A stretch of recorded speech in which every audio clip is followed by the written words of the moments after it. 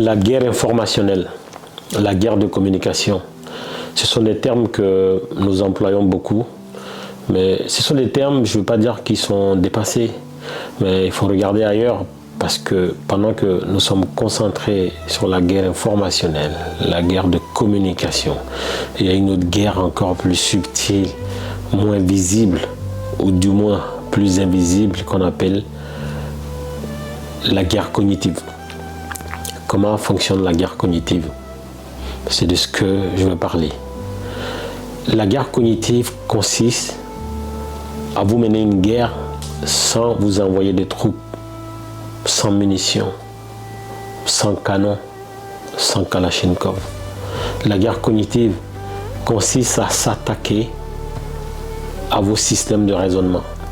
Tout ce qui vous permet de raisonner, on va l'altérer. On va l'altérer par plusieurs méthodes. Il y a des méthodes très subtiles. Par exemple, on va utiliser la musique. Prenons la musique rap par exemple. Il y a certaines personnes qui pensent que la musique rap est une sous-culture. Si on va dans les détails, si on met de côté l'émotion, si on met de côté le soupçon de racisme ou le soupçon xénophobe, on peut donner raison à ceux qui disent aujourd'hui que la musique rap, le hip-hop est devenu une sous-culture. Je m'explique.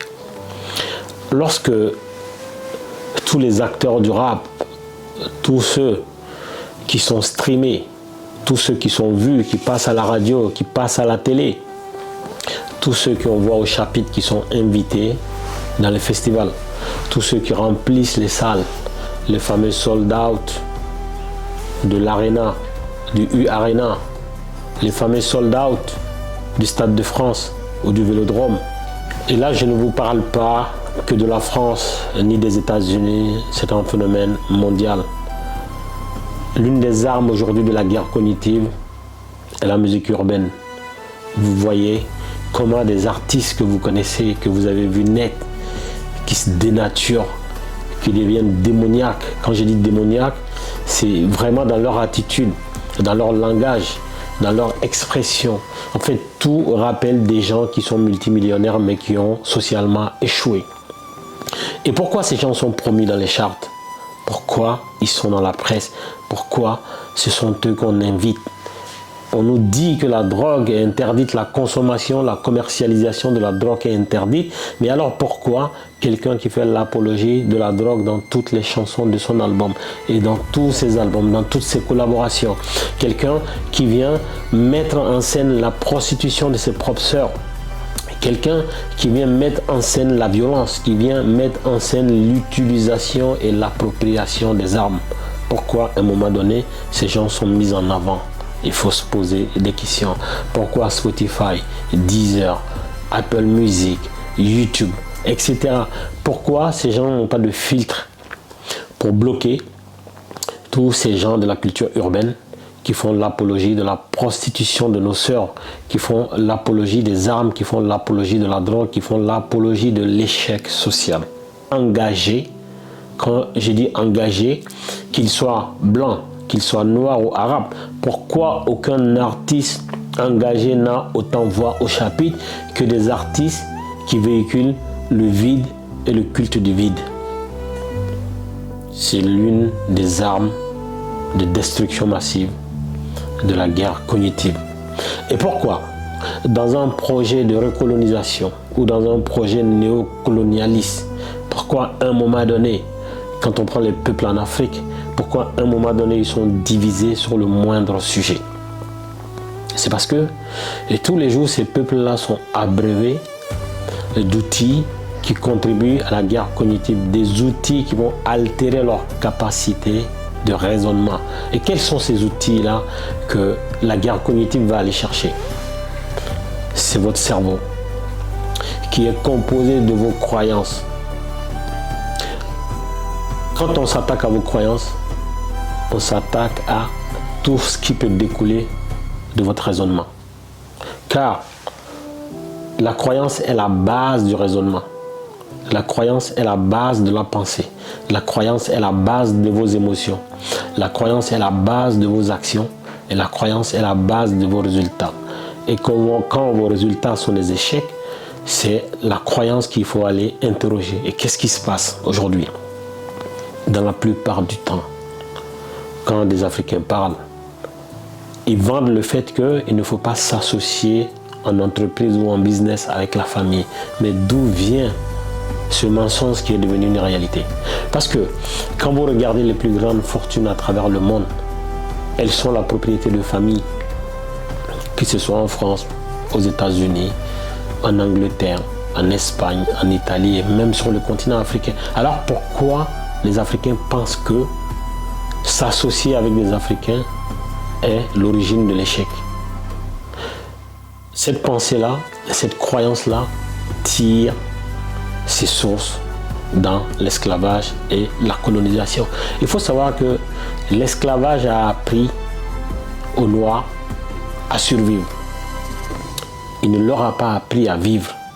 C'est-à-dire que dans une situation de vie classique, quand on porte les gènes de l'esclavage, il faut savoir que l'esclavage a une mémoire.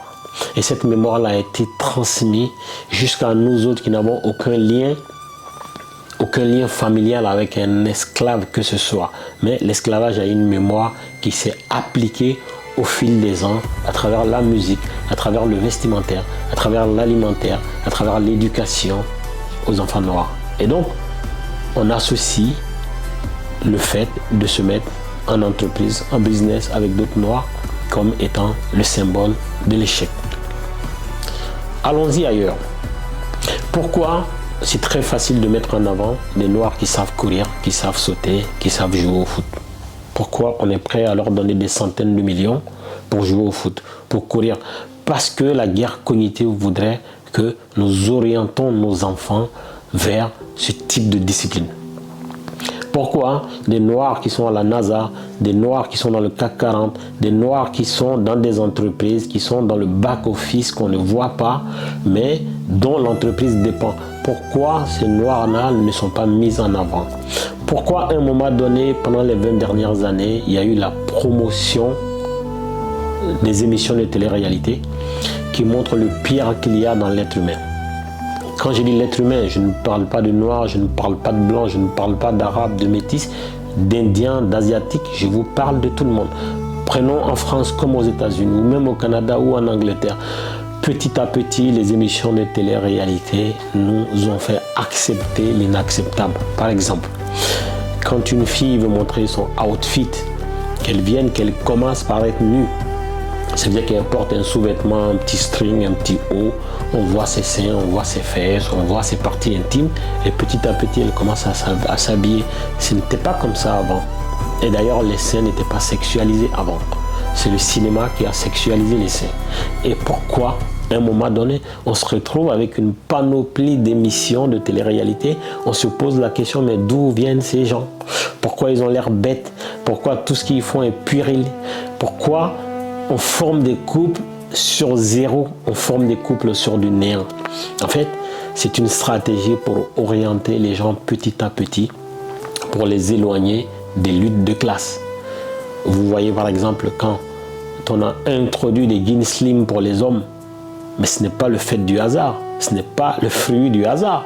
Et c'est que, à un moment donné, l'objectif numéro 1 du capitalisme, c'est de maintenir le travailleur, le salarié dans sa condition de salaire.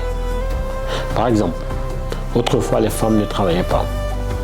On a réussi par la guerre cognitive à transmettre à la femme que le fait de faire des enfants, de les élever, de leur donner une éducation, de faire à manger pour tout le monde, faire le ménage pour tout le monde, faire la lessive pour tout le monde, ce n'était pas reconnu, ce n'était pas valorisant, ce n'était pas un métier, ce n'était pas noble. Et que la femme devait aller travailler à l'usine et au bureau comme l'homme. Ce n'est pas que je dis que la femme ne devait pas travailler, mais la femme avait déjà un rôle dans la société. Elle éduquait les enfants. Et ce rôle d'éducation, on lui a dit que ce n'était pas valorisé, que ce n'était pas bon, qu'il fallait avoir un salaire et que c'était comme ça que la femme aurait de la valeur. Mais qui gagne au travail de la femme? La seule entité qui gagne au travail de la femme, c'est le capitalisme, parce que ça lui fait des bras valides supplémentaires, ça lui fait du temps de travail supplémentaire, parce qu'on était arrivé au bout de l'effort de l'homme. Au tout début, quand on demande à un homme en 7 heures de travail dans une journée de produire 70 pièces et qu'il finit par s'habituer au mécanisme des machines, il finit par en faire 80 et on met la norme à 80. Il s'habitue à 80, il en fait 100, on remet la norme à 100. Ce qui faisait qu'on a épuisé l'homme et il fallait ramener la femme. De la même manière, le marketeur a réussi à vendre des lames de rasoir de couleur bleue aux hommes et de couleur rose aux femmes. Cependant, quelle est la différence entre deux lames de rasoir? On a réussi à vendre des bouteilles d'eau différentes. On a donné des formes, on a donné des couleurs, on a fait des graphismes et on a décidé que telle bouteille doit être bue par la femme et telle autre par l'homme. Et c'est comme ça qu'on se comporte. On a réussi à vendre des jeans aux hommes et des jeans aux femmes. Pour les plus jeunes, il faut savoir que quand Wrangler, quand Levi's, les Cooper, etc. ont créé les marques de jeans au tout début, il n'y avait pas de différenciation fondée sur le genre. Un jean était un jean. Et même au début, les chemises, c'était pareil. Et donc, c'est vous dire que on ne prête pas assez attention à la guerre cognitive qui finit toujours par gagner. C'est ce qui est arrivé quand on a voulu faire une confusion historique entre musulmans, islamistes, islam. Et ça a donné quoi? Ça a donné par exemple que en français, quand on parle, ou en anglais, on a le droit de dire « Oh my God ». On a le droit de dire « Oh mon Dieu ». On a le droit de dire « God is great ». On a le droit de dire en français « Dieu est grand ». Mais on n'a pas le droit de le dire en arabe. Si vous dites Allahu Akbar, vous devenez une cible. On peut vous abattre parce que vous avez dit Allahu Akbar. C'est juste, voilà, on a réussi par la guerre cognitive à faire accepter à tout le monde, y compris aux musulmans eux-mêmes, que quand vous ne connaissez pas quelqu'un et que vous l'entendez dire Allahu Akbar, derrière il s'apprête à commettre un crime. Ça, c'est l'un des fruits de la guerre cognitive. Et quand on va plus loin, le Made in China, quand on vit en Occident, on a associé au Made in China le fait que ce soit de l'adobe, le produit est de l'adobe, alors que la Chine est l'usine du monde. Je crois que c'était en 2004.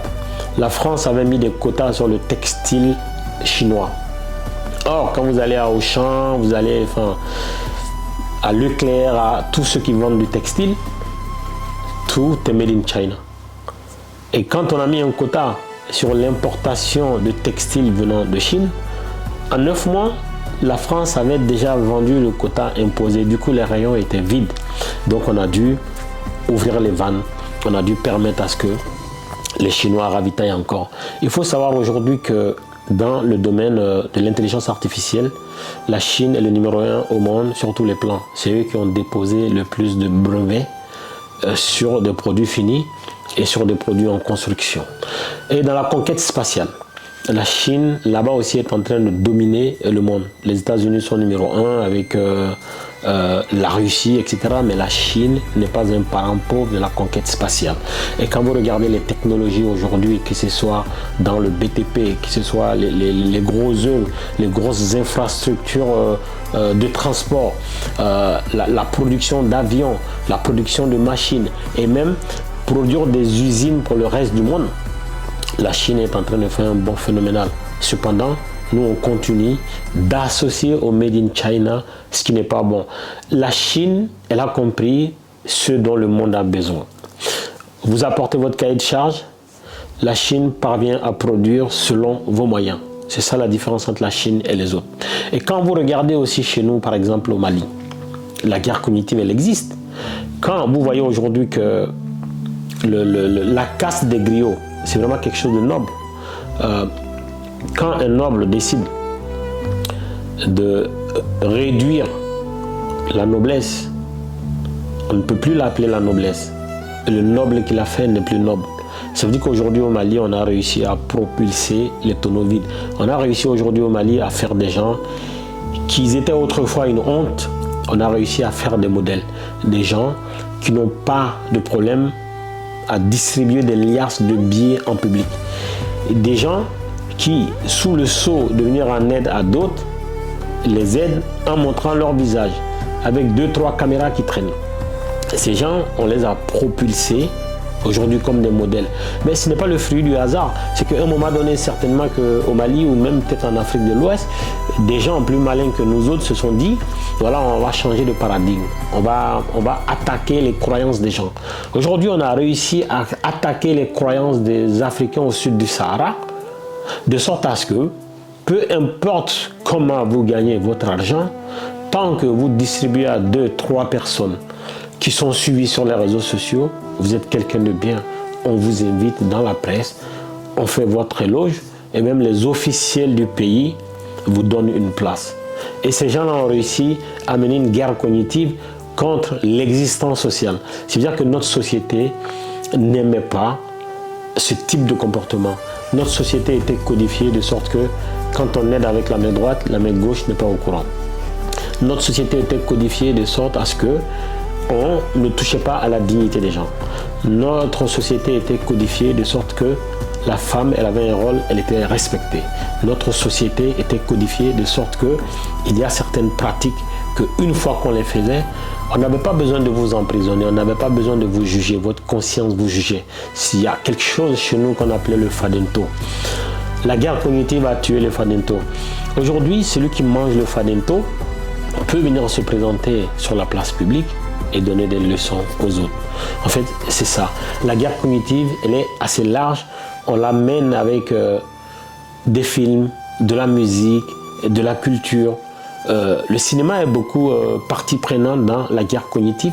Mais on peut aussi utiliser, vous savez, lorsque des responsables se réunissent, par exemple, dans une salle pour prendre des décisions, pour discuter, on peut changer l'atmosphère. C'est-à-dire que on va peut-être utiliser des produits qui vont faire qu'ils vont avoir mal à la tête, ils vont avoir des migraines, des céphalées pendant toute la durée du conclave, toute la durée du rassemblement. Et ça va altérer leur capacité de raisonner et leur capacité de s'imposer. Tout ça, ça fait partie de la guerre cognitive. Et donc, j'avais envie de parler de ça, vous dire que la guerre cognitive a remplacé la guerre militaire, a remplacé les camps militaires, les bases militaires, a remplacé l'envoi des troupes. On ne veut plus que les troupes aillent se faire tuer. Maintenant, on s'attaque à nos capacités de raisonnement. Quand on s'attaque à vos croyances, on vous crée de nouvelles croyances. On vous fait croire que le rappeur qui fait l'apologie de la drogue est quelqu'un de bien à qui il faut ressembler, que l'influenceur qui passe sa journée, par exemple, à vendre des produits dont tu n'as aucune connaissance, que la personne qui a beaucoup d'abonnés sur les réseaux sociaux est quelqu'un d'important. Quand on arrive à vous faire croire à ça, ça veut dire qu'on vous a créé de nouvelles croyances. Et ce sont ces nouvelles croyances qui vont impacter les pensées qui s'imposent à vous. Et ces pensées-là qui vont impacter vos émotions. Et vos émotions qui vont donner lieu à des actions. Ces actions, ça va être quoi? Ça va être vouloir devenir influenceur, vouloir faire comme ces gens-là, en fait, qui au début étaient des personnes normales, mais avec la réussite, avec l'explosion médiatique, se comportent des fois limite comme des animaux. Et ça donne des résultats que nous regrettons plus tard. Et donc, informez-vous sur la guerre cognitive. Elle est plus dangereuse que la guerre informationnelle pure, que la guerre avec les fake news. Elle est subtile. Elle vous retourne vous-même contre vous-même.